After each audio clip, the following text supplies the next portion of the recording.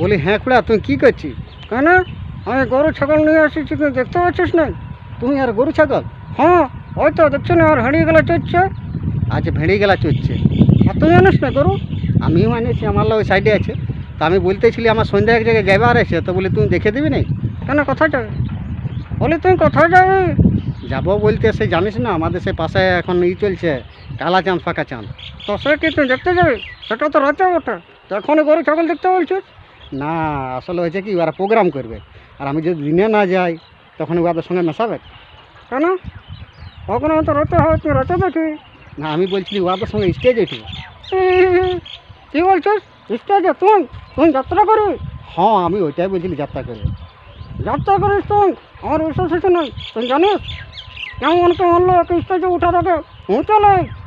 দেখ তোকে যেটা বলছি, তোকে গরু ছাগল দেখতে বলছি, তুই দেখবি না? ওই তো লোককে ভালো কথা বলতো নাই। কেন তুই কি ভালো কথা বললিস? তুই তো আমাকে আর ওই করছিস। না রে ওকে আমি বলছি কি, যারা স্টেজে প্রোগ্রাম করে স্টেজে উঠার আগে চলে। তাছাড়া অনেক অত স্টেজে উঠেছিস, অত রসা লাগেছে, অত দিয়ে তখন কি বলছিলি? হ্যাঁ বলছিলি যে তুমি তখন অভিনয় করবে না রসাও করতে যাবি, তো তখন কি লোকগুলো কি লুডো খেলবে? সেই জন্যই বলছিলি স্টেজে ওঠার আগে মুহূর্তে নিবি, তাহলে কোনো অ্যাক্টিংয়ে অসুবিধা হোক নাই। হ্যাঁ হ্যাঁ